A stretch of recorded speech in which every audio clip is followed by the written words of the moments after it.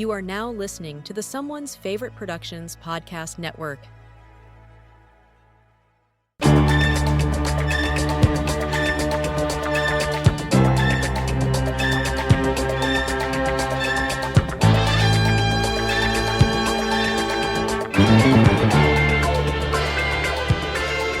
Hi, I'm Samm Deighan, a writer and film historian, and I'm going to discuss Kalan Kazan and Mircea Toya's The Son of Stars, also known as The Last Mission or The Last Assignment, from 1985, made for Anima Film in Romania.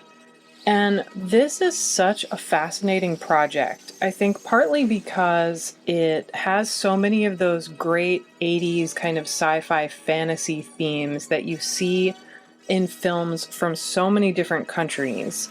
And it represents, to me, this really interesting blend of Romanian cinema, science fiction, and also more popular cinema. I mean, it definitely takes influences from so many different sources.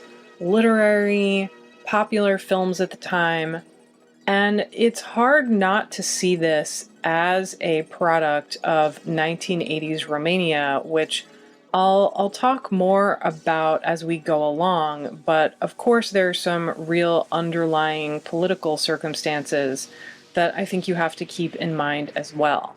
And, you know, in interviews, Kazan has talked about Edgar Rice Burroughs' Tarzan as being influential to this film. And to me, it also is just one of those kind of key fantasy sci-fi tropes where you have this child, this young man who kind of grows up in isolation, learns these skills from these sort of alien beings, whether they're animals in the jungle or literal aliens on another planet.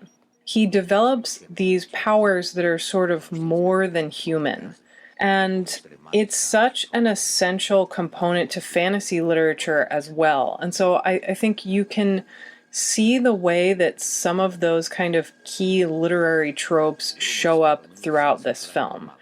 I mean, basically what's going on here is these two explorers who are a husband and wife team hear this distress signal while they're out in space exploring from this woman astronaut who disappeared, and the computer tells them that, you know, she's hundreds of years old, and so they decide that they have to go looking for her. But of course, this asteroid belt, which we will learn a lot about throughout the course of the film, makes them sort of stuck in space and separates them from their son, who winds up crash landing on this other planet that really resembles a jungle in a lot of ways, called Dorea, which is populated by these very strange sort of globular aliens who raise him, protect him, and also teach him their powers, which will ultimately allow him to sort of continue his parents' mission to rescue Andra, this female astronaut who's gone missing in this Van Cleef belt that we hear about. And of course, because this is one of those sort of classic sci-fi fantasy plots, he has to come up against this antagonistic force, learn more powers, learn how to develop them, and also develop this strong sense of morality, which I think is really important to a lot of sci-fi and fantasy stories, and definitely to this one.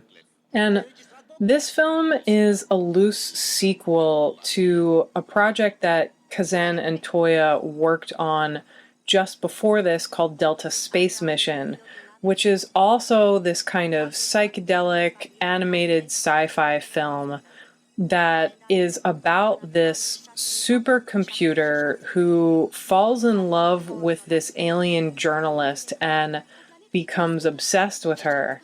But I think this one, in a way, is even more surreal than that film in the way that it has, you know, these beings who sort of shapeshift in and out of form, and we see these tentacles and all these great psychedelic colors, flowers everywhere.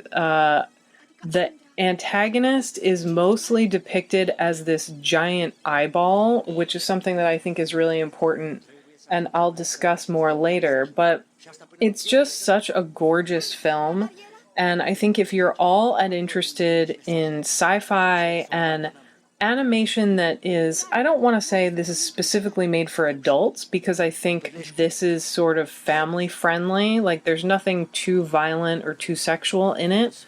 And the way that it's clearly meant to appeal to a lot of different audiences is really interesting. And it almost reminds me of some of the cartoons to come out of the United States in the 60s and 70s. Like, there's maybe even a little bit of touch of something like the Jetsons here, with much more sophisticated art house material. Like, I've, seen this compared to some of the films of Tarkovsky, things like Solaris, and I'll talk a little bit more about that influence later. But I do think it also pulls from fantasy film and literature as well. At one point, we'll see a knight show up.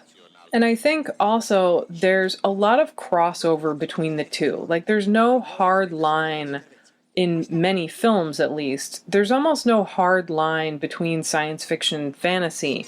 And so I do want to talk about the way that this film kind of dips into both territories and the similarities and differences there.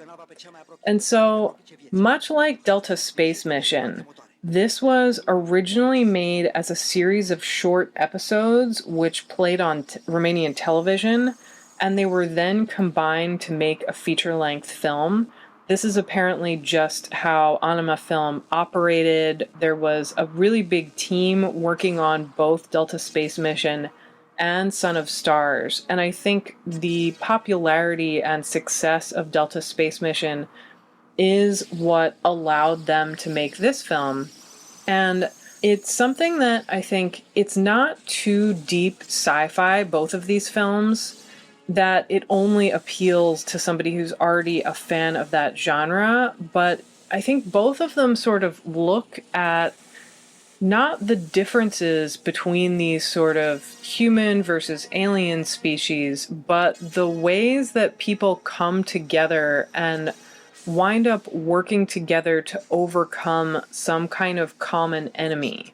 And you really see, I think, also a lot of influence here drawn from American films. Like, it's impossible to watch certain sequences from Son of Stars without thinking about the first two Star Wars films, which of course were out by this point. And one of the interesting things about Romanian cinema audiences, and again, I'll talk more about the way that communism and Soviet totalitarianism impacted Romania in a bit, but one of the interesting things about being a cinema fan, or even in this case a filmmaker in Romania, is that you did have access to more Western and American films than other Soviet satellite countries. And so they definitely would have seen things like Star Wars and even something like 2001: A Space Odyssey. And so it's interesting to see all of these different influences come together. Not just the literary influences that I mentioned, like Edgar Rice Burroughs, who of course also did the Mars series, which we'll talk about more a little bit later, but it also has this very distinctly kind of animated surrealism, psychedelic feel that you would see in something like Heavy Metal or Fantastic Planet.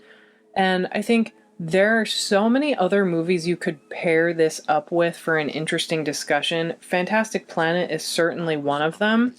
And I think, to me, a lot of these 80s fantasy films were just so wildly popular because they allow for that degree of escapism. And they have all these, gorgeous visuals, which is certainly true of this movie. But there are also these really popular themes that I think, especially in Ceausescu's Romania, felt very non-threatening. And that's something that you see here where, of course, once this little boy wanders off the spaceship into this very alien jungle-like planet, it's easy to imagine that something horrible is going to happen to him. But it never really goes that far, and instead it becomes this really interesting journey of kind of self-discovery, where he learns how to be more than human and how to live in this alien society, and then has to go back and basically learn from a computer on the ship, Bob, how to become human. And so I think those sort of safe sci-fi fantasy themes are part of what allowed this film to be made in the first place. But it also results in such a unique experiment. And it's hard to imagine, even though I, just compared it to something like Fantastic Planet, even with the influences it pulls from, it still feels like such a unique experiment.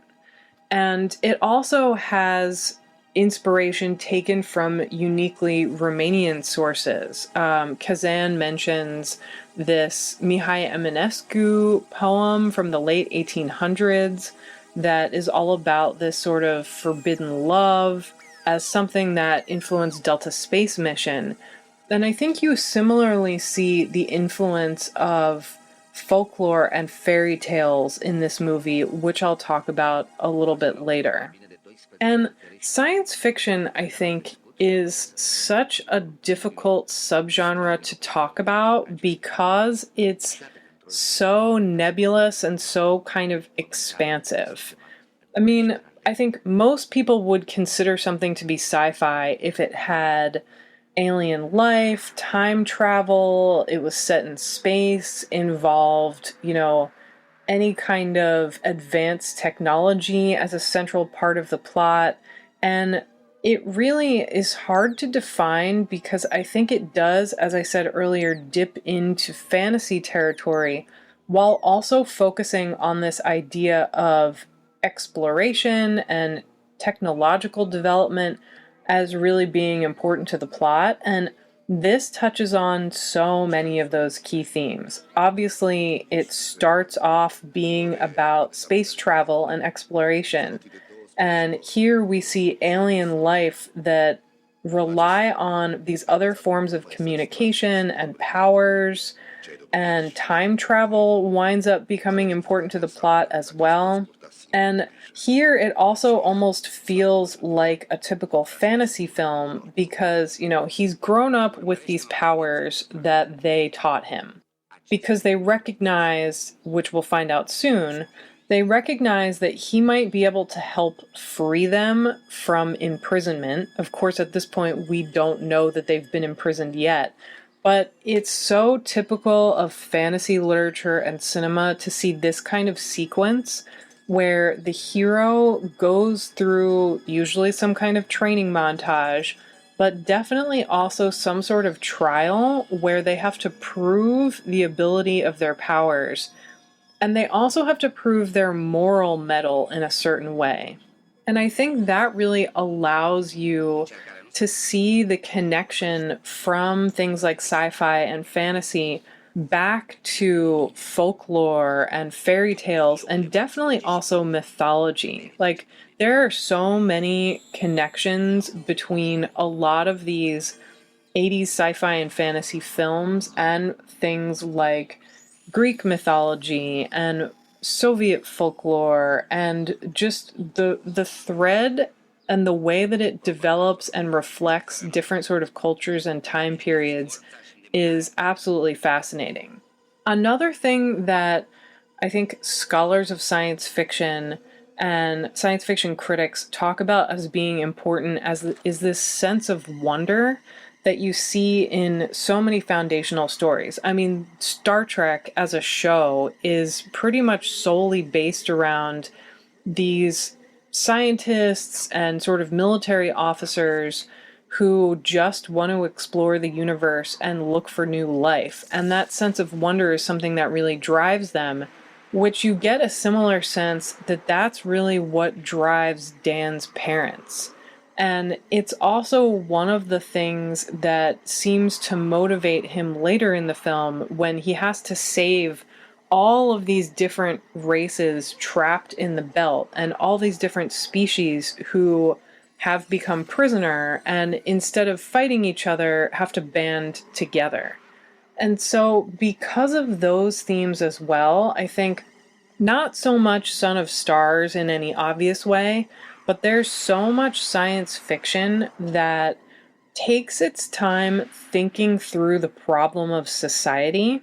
For example, I'll talk about this more a little bit later, but there is a ton of Russian and Soviet science fiction that is utopian, that sort of looks at what's wrong with society and how can we change that in the future.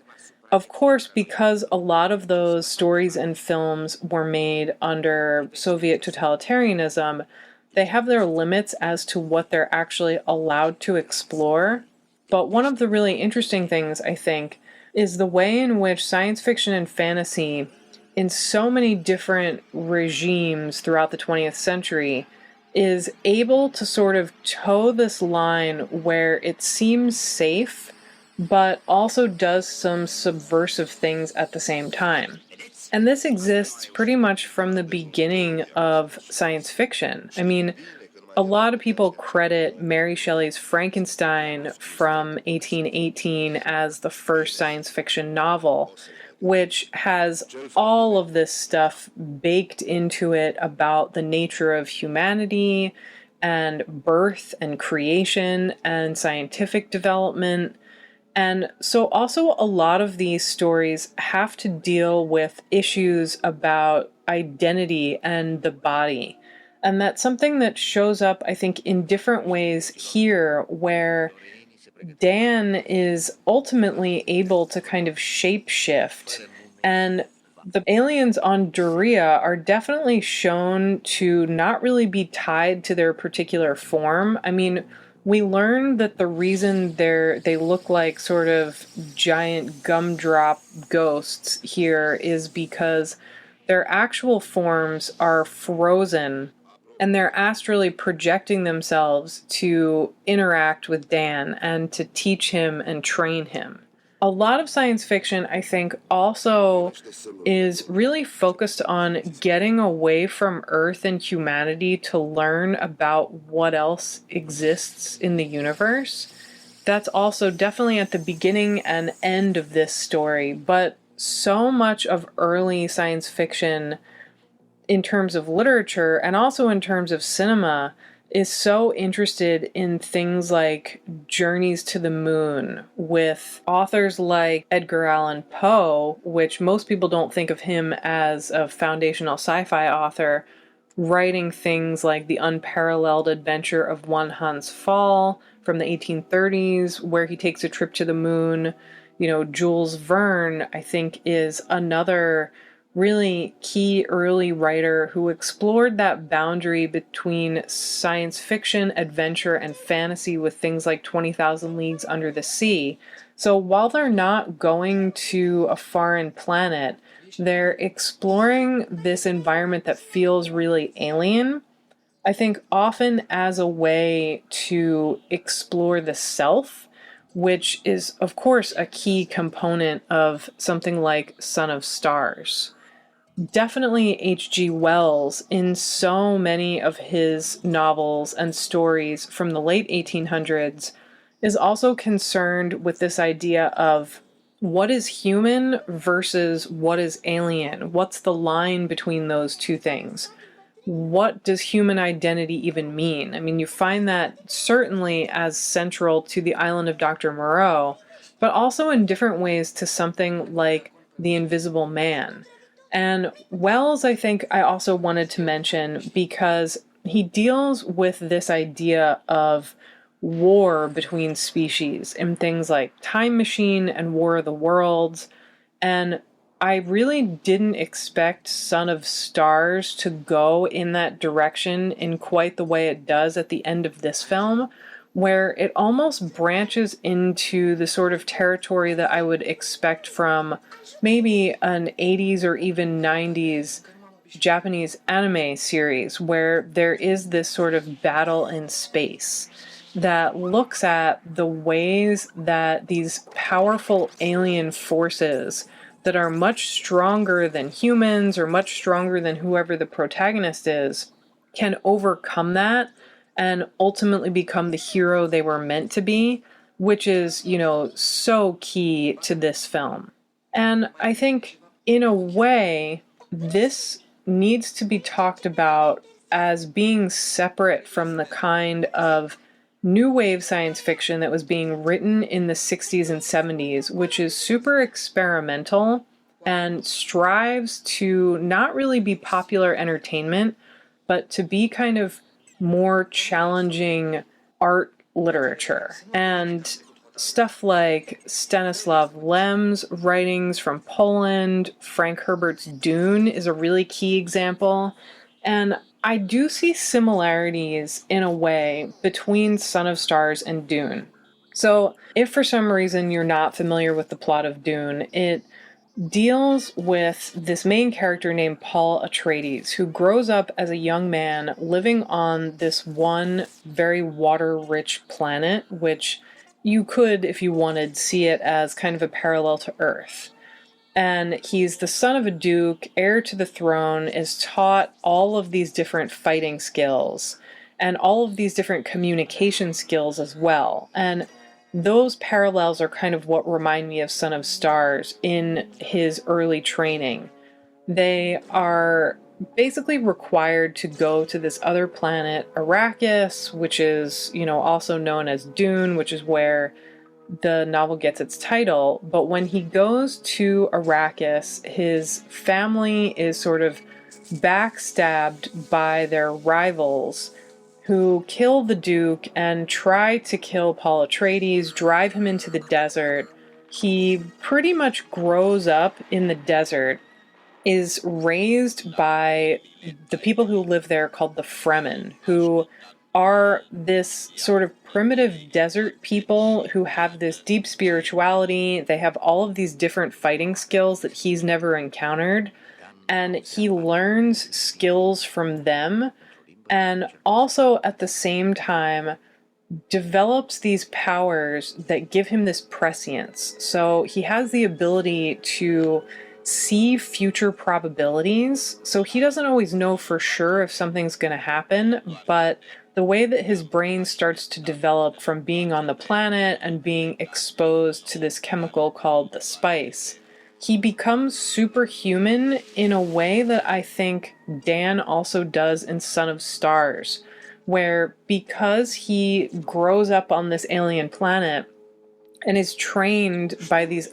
very different people, in this case, very different aliens, he becomes more than human, and that's what allows him to ultimately vanquish his enemies. And definitely in Herbert's Dune, which Son of Stars, I think, isn't allowed to go this far because it's a Romanian film made in the 80s. Dune allows him to imagine what happens if he wins and defeats his enemies, which is ultimately war and genocide. And as you see in the second Dune book, those things happen, but part of his role is to imagine a different way of being, where people aren't obsessed with power and violence. And so, to a much different degree, I think that's what happens at the end of this film, where he is able to ultimately overcome this asteroid belt and free all these people who have been trapped there.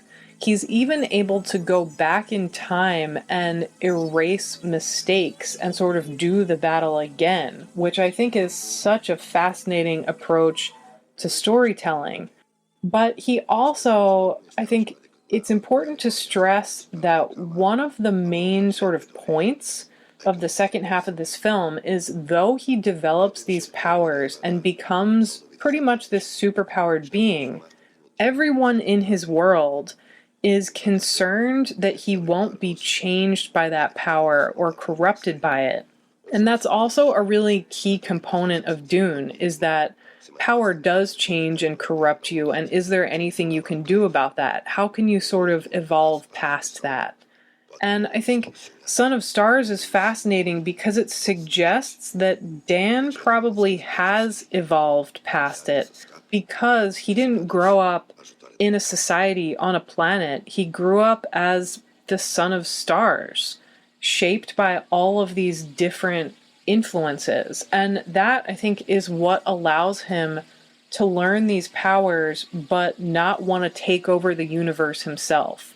And so I think particularly love this film because of the way it deals with that issue of not just how do you get the power and what do you do with it, but how does it change you and what is your real end goal beyond just defeating this antagonist.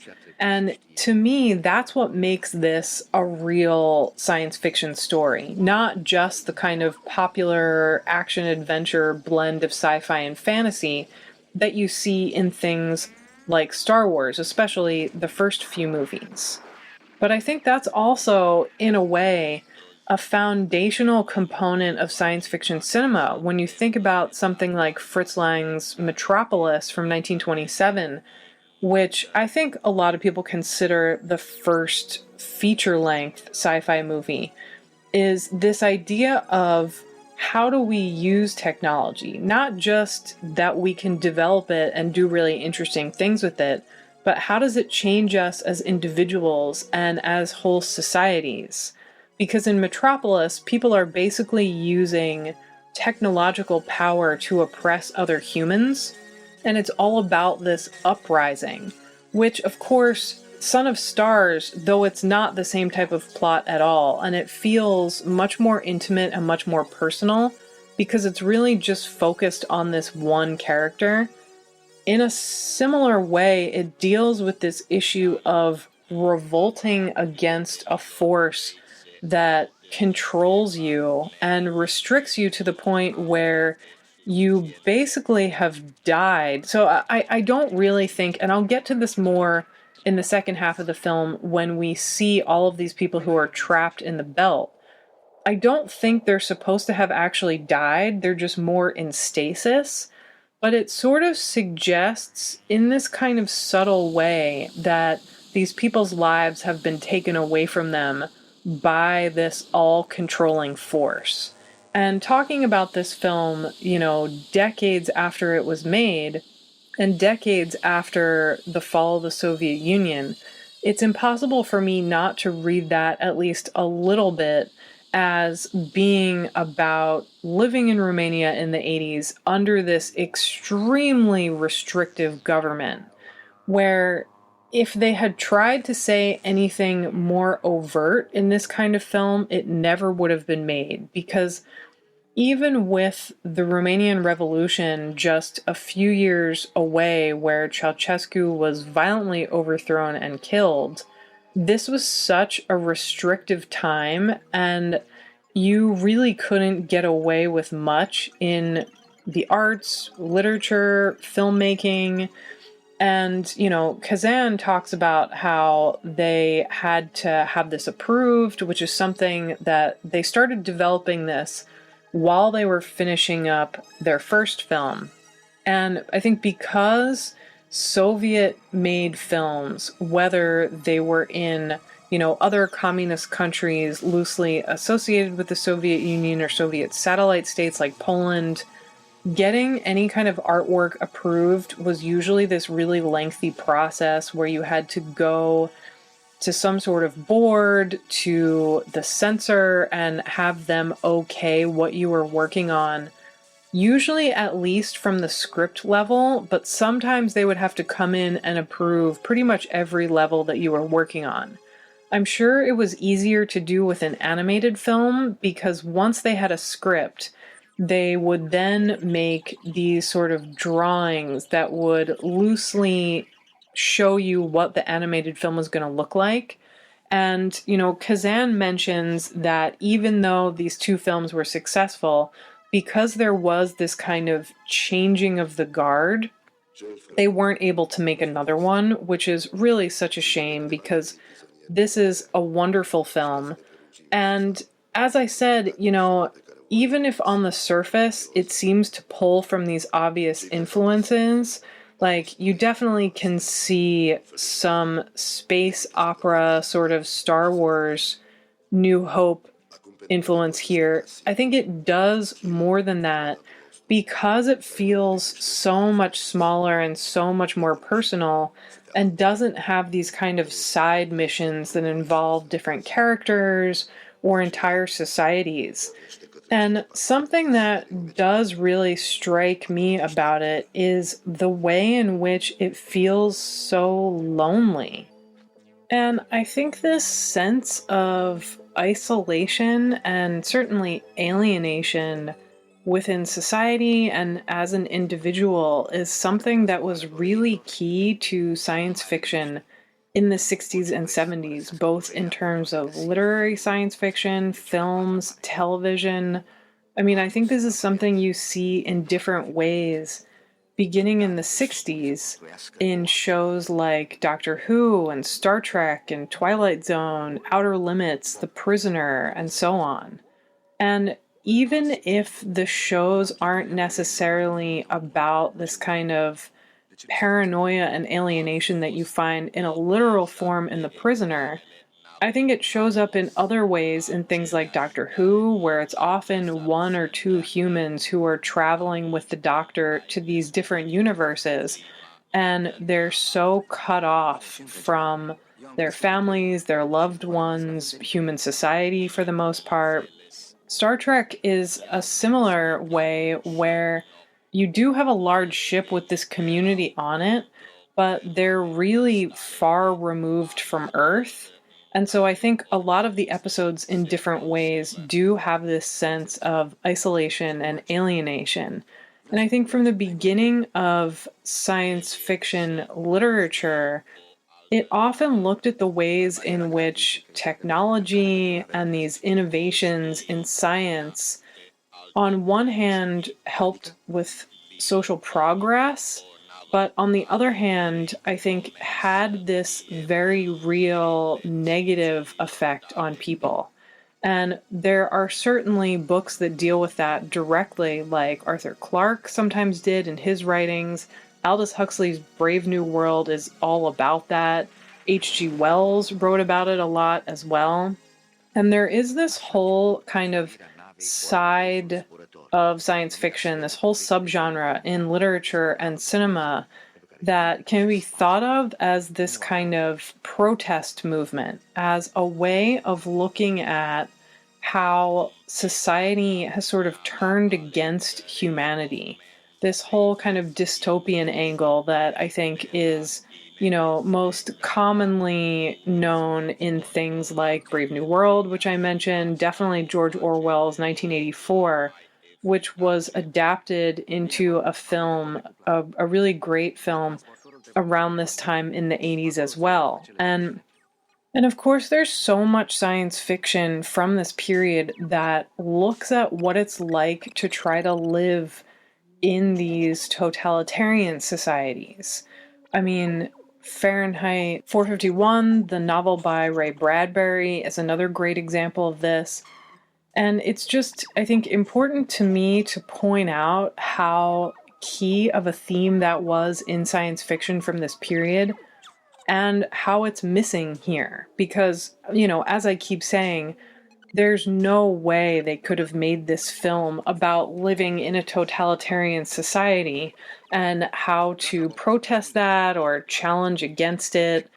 And so I think maybe even unintentionally, the way that it shows up is this really becomes a fight against this all-seeing eye who controls all life that comes within its sphere. But it also, I think, says things about what it means to be human, because that's really what Dan is learning throughout the film. He grows up away from his parents, away from any other humans. And there's so much science fiction that serves to kind of contrast humanity with other life forms. Any kind of robots or artificial humans, supercomputers like we see here with Bob. And even, it's something that you see in Frankenstein with what is basically an artificial human created from the body parts of a dead human. And all of that really speaks to these themes of alienation that show up so profoundly, even in kind of unexpected ways, in Son of Stars, because he spends most of the film trying to find this woman that he has visions of, his parents, and really trying to make sense of who he is and what his powers are. And I think some of the more experimental science fiction from the 60s and 70s look at that as well in different ways. And you have all of these writers who are taking these themes of space travel and time travel and technological exploration and aliens and robots, and using that to examine the ways in which society negatively impacts individuals and whole communities, the way it shapes things like identity and gender. Through writers like Harlan Ellison and J.G. Ballard, Ursula Le Guin, definitely, Samuel R. Delany. And while I would say this is nowhere near as transgressive as some of their works, I think it sort of edges into that in the way that the visuals are so surreal.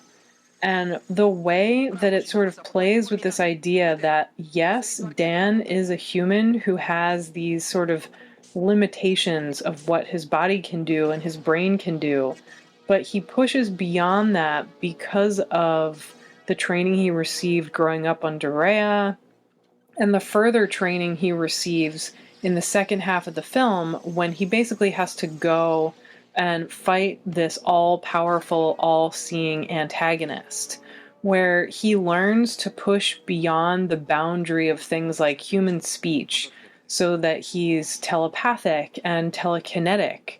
Soon he's able to basically control time and change the shape of his body at will.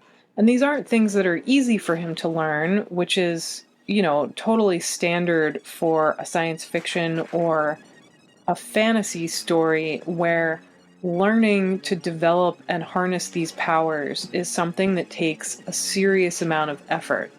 And I should also say that I don't think this is only referencing American and English writers. There are certainly many other science fiction authors that it pulls influence from, like there's a big movement of sci-fi writing in Romania from the 1870s on with people like Al Andariu and Finis Romanie, which sort of looks at Romanian history through this alternate lens, which is definitely a subgenre within science fiction, where it sort of imagines, here's the civilization that you know, but what happens if this shift occurred and history went in this different direction? And I think that's also where we get dystopian stories, is that sort of same thought process. There are examples of utopian fiction where, there are no absolute rulers and no monarchy. There's no religion, no war. And so you see all of those sort of really rich examples from the early development of science fiction literature in the 1800s showing up in Romania. People like Victor Anestin, who wrote actual nonfiction science books and articles, as well as sci-fi novels, working in the early 1900s. And things definitely shifted because of World War II, as they did in many countries where war broke out, and especially in many countries where a communist government took over. So basically what would happen in a lot of different instances, this happened in the Soviet Union and Poland and Romania as well, where science fiction, I think, was considered an acceptable form of literature, but it was most often used as propaganda rather than anything that we would think of as this sort of, literature of revolt that people like Delaney and Le Guin were writing. And so you have this, science fiction magazine that came out that was really popular in Romania, but it really was just a way to tell these sort of science fiction stories while also indoctrinating people to communism. And that happened in so many of the communist Eastern European and Soviet countries, not just with science fiction, but with cinema in general. And this wave of socialist realism is something that really took over in cinema and literature and other art forms as well, where artists and filmmakers and writers were expected to move away from a lot of these genres like horror and sci-fi and fantasy. And instead, they were expected to tell stories about the everyday lives of good communists, about how they overcome these really black and white moral issues and how their lives are enriched by communism as sort of meant to show what the ideal Soviet citizen was like. And so I think a lot of what's coming out this late in the Cold War in the 80s is definitely shaped by a lot of those early propaganda stories and films. And, Romania did have a little bit more freedom in that respect. They were one of the only Soviet / communist countries who had this kind of long-running science fiction publication, from what I understand. And while it did focus on things like, pro-Marxist stories and social realism, I think there's some interesting stuff going on that leads directly to something like Son of Stars. You have writers like Sergiu Farcashan and Camilo Bacciu, and people who, much like Kazan and Toia, are influenced not just by Romanian and other Soviet science fiction writers, but are also dipping into some of the English language science fiction writing which would have been available at that time. But really, this idea of, Slavic science fiction and fantasy and folklore is really its own force that I think also was an influence on the later sci-fi fantasy films like Son of Stars, because you do have all this really rich mythology that dips back into folklore that I mentioned, that has all of these kinds of archetypes that you do sort of see in something like Son of Stars. Sort of characters who are wandering in the woods or in this sort of jungle-like environment that is far removed from civilization, where they encounter witches and monsters and people who have the ability to read minds and shapeshift and alter reality in some form. And that clearly is such a key component of Son of Stars. I think also it's worth mentioning Russian science fiction from this period because, even though I don't want to conflate Russian literature with Romanian because they are very, very different and don't really have as much in common as, maybe somebody with not much understanding of the cultural differences between the two countries would think. There are really influential figures writing in the mid-century and making films like Andrei Tarkovsky, people like the Strugatsky brothers and Bulgakov, who Mikhail Bulgakov did write this kind of fantasy that I think can be considered a literature of protest and was punished for it. And so, I just don't want to discount that influence as well. And it's just fascinating to me that while science fiction and fantasy definitely have these very real, rich histories of being genres of dissent and subversion, It's so interesting to me that they were popular at the time and were considered acceptable in these communist countries, even though, as I said earlier, they generally had to pass this board of censors.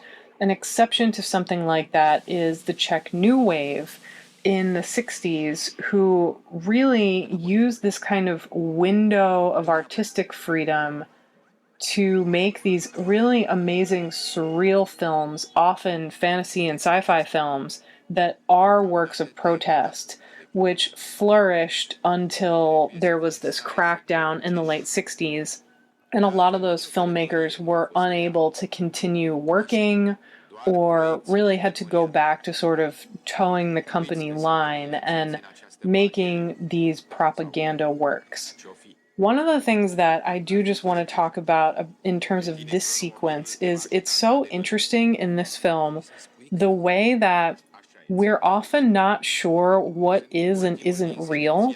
And this chronomobile, this device that ultimately he sort of absorbs into himself and is able to control time with, we're not really sure because of this device whether he is in this real underwater environment or if it's all going on in his head, which of course is what's revealed to be happening in this scene.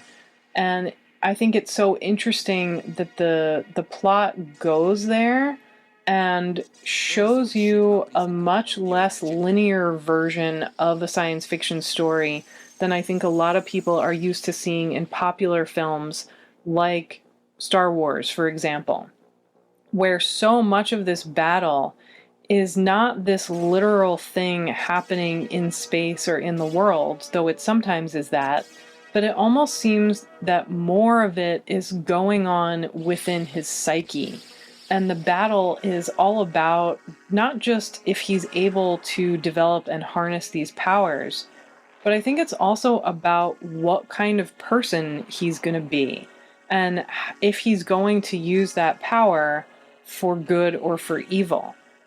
It's interesting to compare this to something like the Strugatsky brothers' novel Hard to Be a God from 1964. And so some of those authors were able to do this really interesting thing where they made subversive, kind of darker, more satirical works of science fiction that were also considered acceptable by the communist censors. So Hard to Be a God, which was adapted into a really interesting film version a couple years ago, is a work that on its surface does not seem to be science fiction. It seems to be this sort of bizarre, realist, medieval fantasy. But I do think counts as science fiction because it looks at the ways in which an alien being is trying to shape and influence society. So you have this figure who comes to Earth and wants to sort of influence these people who just live in poverty and have these miserable lives. But it's this really kind of depressing story where this being who is disguised as one of the Earthlings basically realizes that people are not evolved enough yet to totally be able to accept these communist ideals.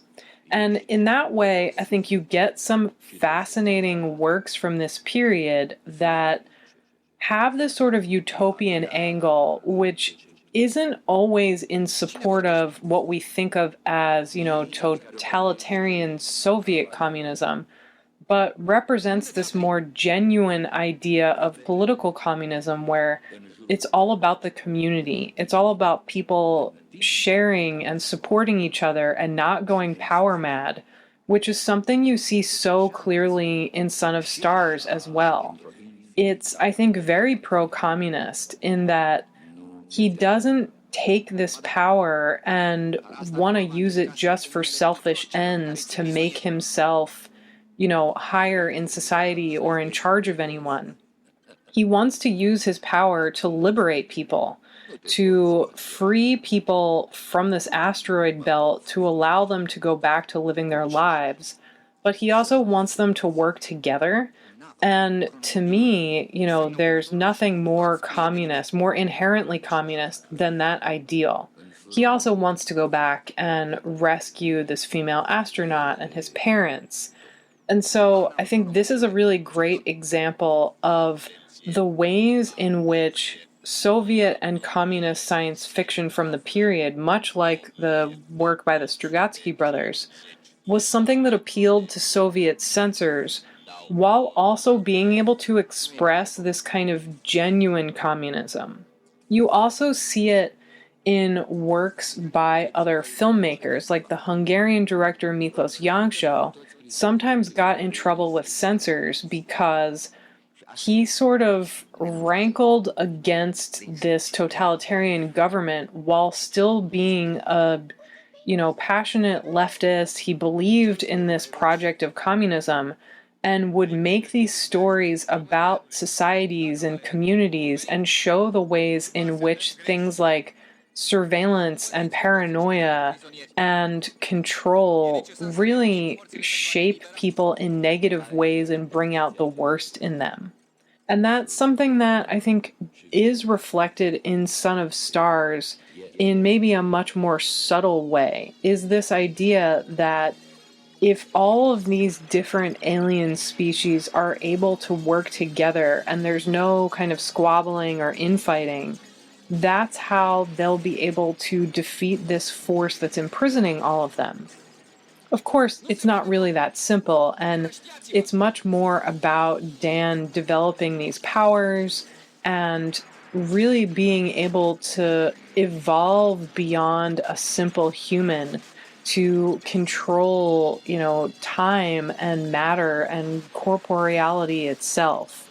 And so even though I think this is this really kind of beautiful, psychedelic, surreal, animated film that is made for an audience of both children and adults, it has these kind of deeper, more interesting themes that I associate with more kind of literary, philosophical science fiction.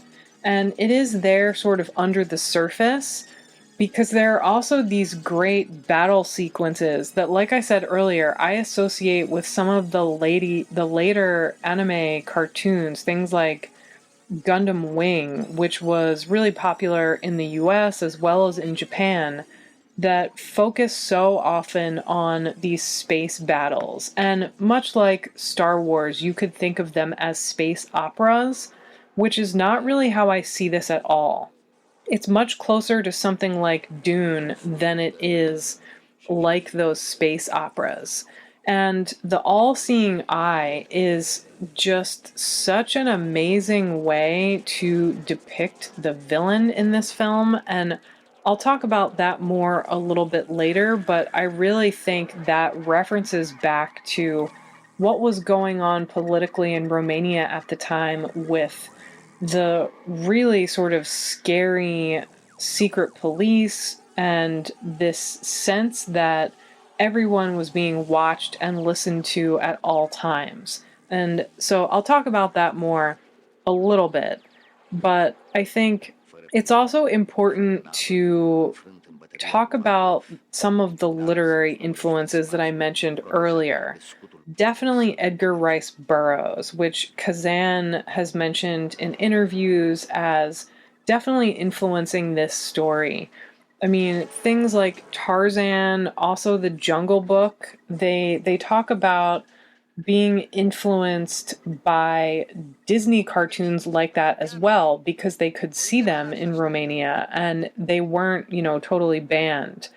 But you do get in Tarzan this kind of foundational story of this boy, this very kind of archetypal figure, which is exactly the same in Son of Stars, who grows up in the jungle. He's raised by this community of apes and has all of these encounters with other animals that really shape him as well. And Tarzan is one of those things that I think has quite a complicated history because you can read it as being, certainly at this point, as being pretty racist. He's this sort of noble, savage figure. And definitely Burroughs, I think, had some questionable beliefs about things like science and race and eugenics, which show up in different ways in Tarzan that I don't think we see at all transfer into Son of Stars. But there's also a parallel with John Carter of Mars, which is Burroughs' more kind of adult sci-fi fantasy series about this Civil War soldier who gets transported to Mars. Again, it's this male hero who's alone in this alien environment and has to learn how to survive there, how to defend themselves, but also how to right wrongs and win battles. And so I think John Carter of Mars uses his military background in a very different way than something like Tarzan, where it's sort of this innocent child who grows up in this totally alien environment. And because they grow up in that environment, you get the sense that they're also not quite human. And I think there are a lot of interpretations of Tarzan. There were film adaptations, and, it became hugely popular, especially in pop culture. There are different versions of it where Tarzan goes to society or interacts with humans, but he just can't fit in, and where he really belongs is in the jungle. And I think to a certain extent you see that in adaptations of The Jungle Book as well. Also, things like Robinson Crusoe can be seen to have an influence on Son of Stars. Basically, it's this sort of foundational story about a young child or a young man lost in the jungle on an island on a foreign planet who's raised by a strange species. This is such a common theme of both fantasy and adventure stories, I think, even more than it is sci-fi. And you also see it, it pretty much is the way that the first Star Wars film is set up, where Luke Skywalker is basically an orphan who grows up in a pretty lonely existence on this desert planet, very similar to Dune as well in that aspect. And I think that foundational story is the start of Son of Stars, but there's so much more to this as well. And there's, I think, this really interesting back and forth between Romanian writers and filmmakers and English language writers in particular, but also filmmakers with Disney and people like George Lucas, who were making these hugely popular fantasy and sci-fi stories. You have somebody like Alexandru Macedonsky, who wrote this story called Oceania Pacific Dreadnought from the early 1900s that is influenced by Jules Verne and has this kind of ship that's a floating house. And this back and forth, I think, is something that exists in so many subgenres. It's a key component to horror movies, definitely, science fiction, to film noir and kind of suspense thrillers, which wouldn't exist in their current form without this really fascinating back and forth between European writers and filmmakers and what was going on in America and in Hollywood in particular. And I think it's just important to remember that something like Son of Stars, it wasn't created in a vacuum, but represents a blend of all these really fascinating influences that come together in such a unique way. And it's also interesting that it doesn't try to go further. I think, as I keep saying, what was so important to a lot of the communist censors approving these works of literature, and even more so these films, is this idea that they want to promote communist values, and they want, at least to a degree, and especially in Romania, they want to allow filmmakers to make these entertaining works that might be popular elsewhere, but there's really no room to speculate on how future society might be different. And I think this film leaves it up to your imagination with this idea that, ultimately he's reunited with his parents. He manages to find the female astronaut. He defeats, in a sense, the antagonist and, frees all of these different species who have been imprisoned. But it never really asks. And this is something that Dune does in such a different way. Obviously, it was written in such a different climate, but one of the key themes of Dune is that at the end of the book and in the sequels, it asks sort of what is the cost of developing this power. And I think it's something that they possibly would have explored in this film if they were able to, is this idea of Dan has become this superhuman who has vanquished this kind of universal foe. And the way that he does that is by learning and developing all of these powers without being corrupted by it. So what does that mean for the future? And I think in Romania, definitely, science fiction under communism was seen as a propaganda tool and a tool of education. And part of why that's true in Romania is because, unlike other Soviet satellite states, Romania pushed against the Soviet government pretty soon. So basically what happens is, in World War II, Romania has all of these different forces, these factions, battling against each other. Fascism wins out, and they become one of the Axis powers. They team up with Nazi Germany. Romania is an awful place that is responsible for genocide. In 1944, that ends, and they're liberated by the Soviet army. And they basically become occupied by the Soviet Union from 1944 to 1958. And the Soviet Union has this huge military presence there. But basically, after Romania becomes a communist government, and like a lot of the other Soviet satellite states, the government is basically kind of overseen from the Soviet Union. But they really push back against that, I think, because the Soviet Union was more or less exploiting Romania, like it did to certain other countries, but I think in a much more dramatic way, just taking their natural resources, really driving the country into poverty. And so what happens is they basically push back and take back control of their own government, which continues to be communist. But I think it's such a different situation from some of the other Soviet satellite states making science fiction films and people writing novels, as in somewhere like Poland. And so it's this interesting example of a way in which one of the Eastern Bloc countries has the same sort of government structure, but has this very different attitude towards other countries. And so Romania, I think, really wanted to turn its country around in the 60s.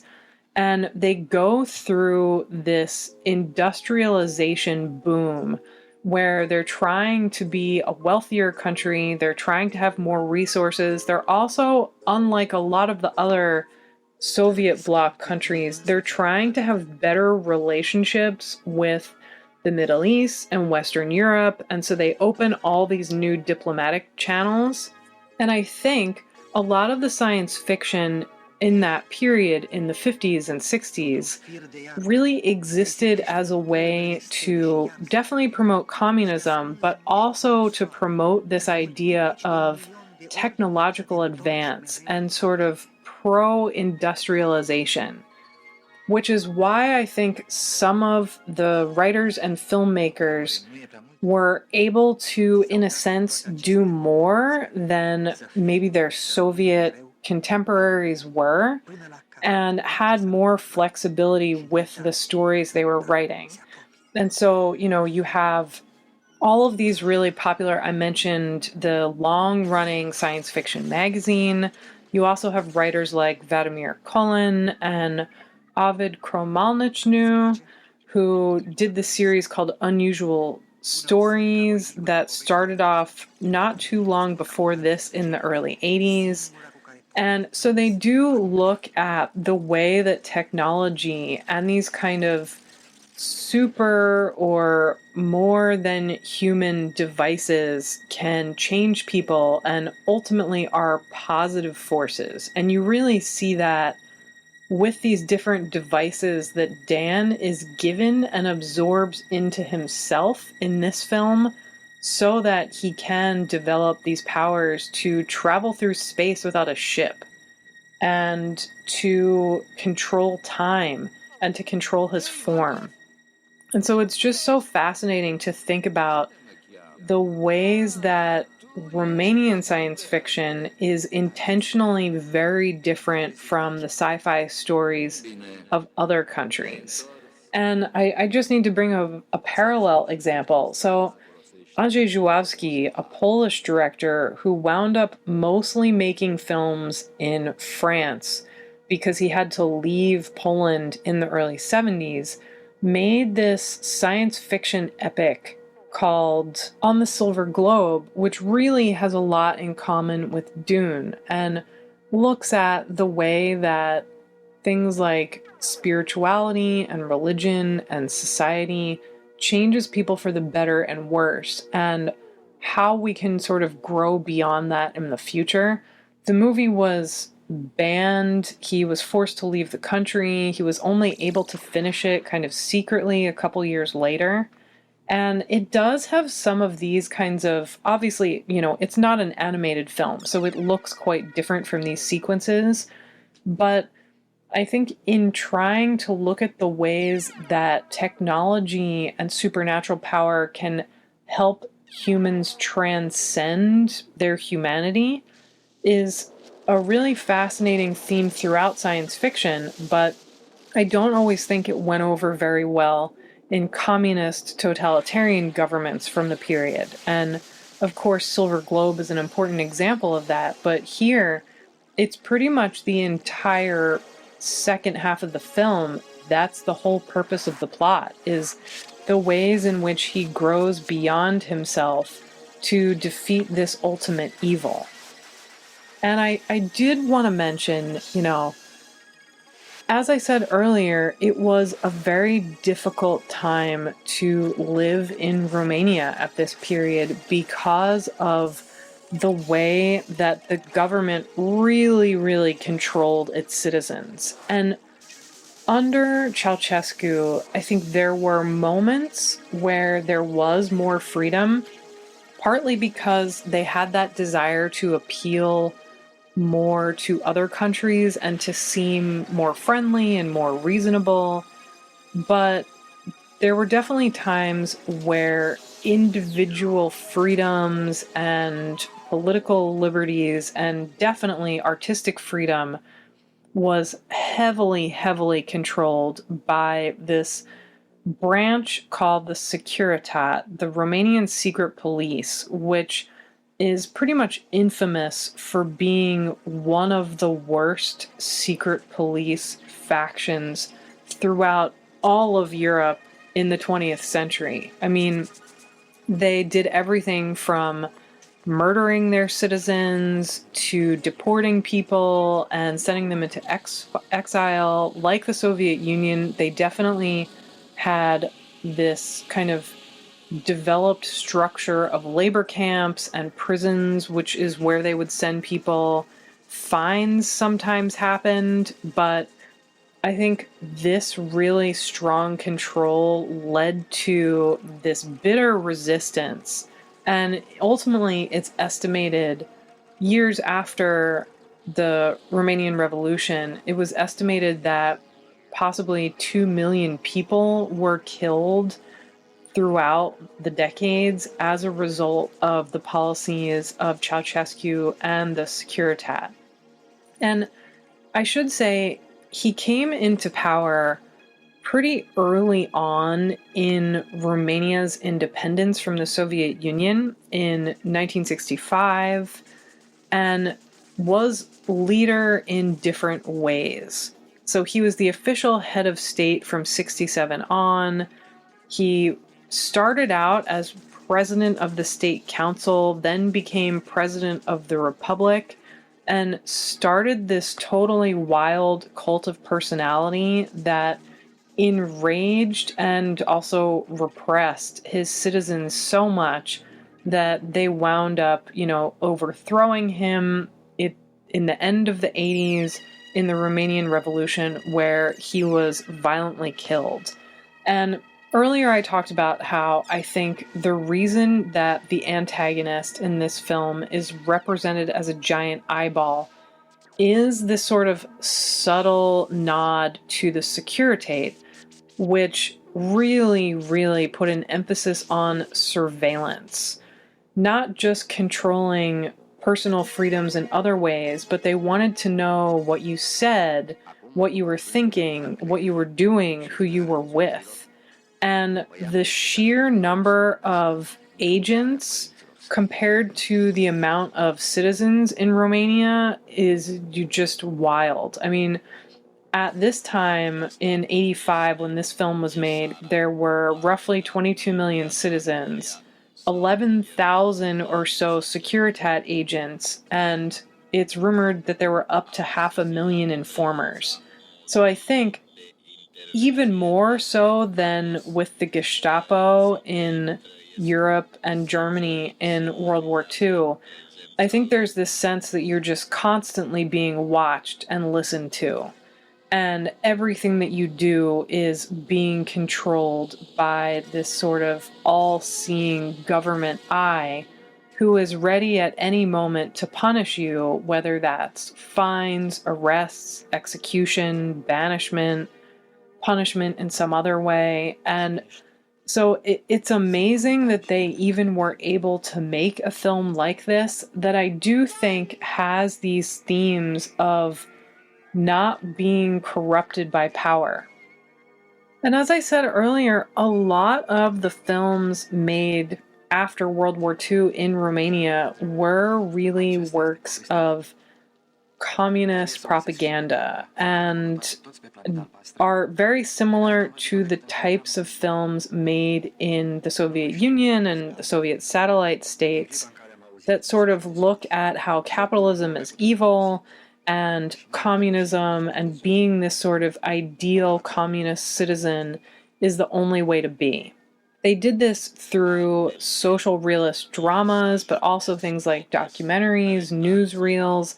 They did start making animated films only very gradually, and it's something that developed later than a lot of other European countries. I think it really kind of got going in the 50s, and Ion Popescu-Gopu was a director who made an animated film that actually won a major award at the Cannes Film Festival in France. And that success led to the founding of Anima Film in the 60s, which is the studio who made Son of Stars. And they also would do things like make these educational films and commercials. And so I think making a film like this, I can't even imagine how tricky it must have been trying to balance all of these things where you want to be able to pull from literary influences and the influence of other films, which I've mentioned already, while also getting approved by the censor and having these kind of communist values that were required to be in so many of the films. And I should say that they did make movies in other genres, like, some fantasy films and literary adaptations. And so it's interesting to see that this is sort of where we wind up just years before the communist government is overthrown. I also, as I mentioned earlier, I think it was a rarity that so many American and other Western European films were shown in Romania, usually years after they came out or sort of well after the fact. But they could see everything from sort of Hollywood blockbusters, which of course is why animated films like The Jungle Book and things like Star Wars were shown, but also, art house films with, I think, some more subversive themes, like some of the Italian neo-realist movies were shown there as well. And so that degree of freedom, I think, went a long way towards influencing some of the Romanian filmmakers who were able to do these more interesting projects like Son of Stars. And, Kazan notes, and I think I said this earlier, that even though these did well, they weren't able to make a third film because the person who gave them approval was replaced, which, to me sounds a little bit sinister. It could be that he was promoted and wasn't, replaced for some punitive reason. But I think that's also an important reality to acknowledge about Soviet cinema and communist cinema at this time is it could be so arbitrary who got to work and who didn't. And so the fact that this film exists, I think, is a wonder. And obviously it's very obscure.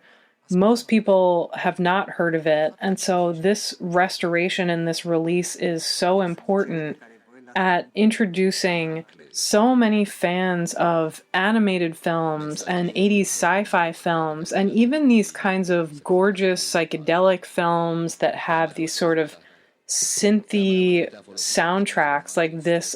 The soundtrack is maybe my favorite part of this film. It's from Stefan Eleftheriou, and I think it really is such a wonderful product of its time. And it's, I think, long overdue that it's being introduced to people who, Romanian cinema is not something, aside from the films made in the 90s and especially the 2000s that have been really popular.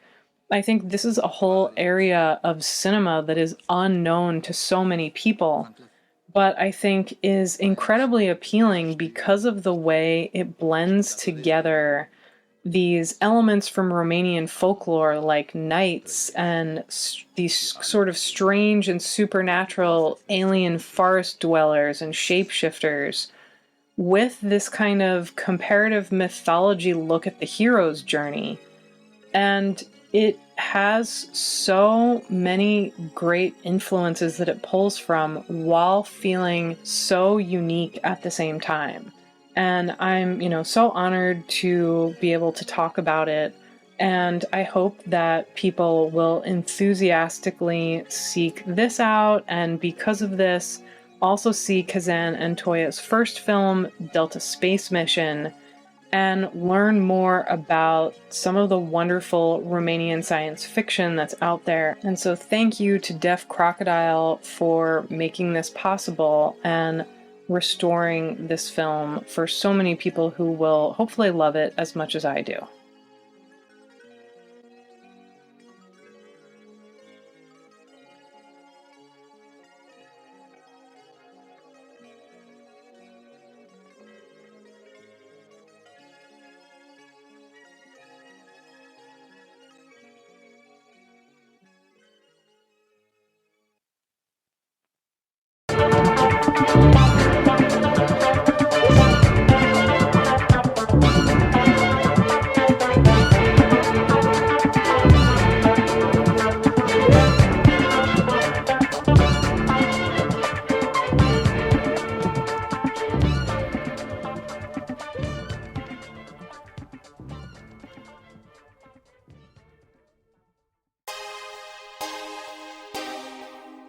The audio commentary It's a dying art form, but here at One Track Mind, I, your wonky yet affable host Ryan Luis Rodriguez, analyze film through the prism of these embryonic forms of podcasting, one audio commentary at a time. Masterpieces, crapster pieces, live action, animation, cult classics, films literally no one has ever heard of. No track is too small and no track is too big. Join me and my guests from the entertainment world as we keep these features alive every other Tuesday. Hey, who else is going to discuss Bill and Ted's Bogus Journey one week and Citizen Kane the next? Us, that's who. Sure, you have to put up with my voice, but there's a certain give and take in this industry. That's One Track Mind, part of the Someone's Favorite Productions family and available wherever you get your podcasts.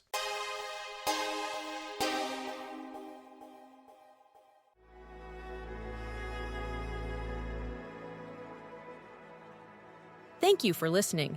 To hear more shows from the Someone's Favorite Productions podcast network, please select the link in the description.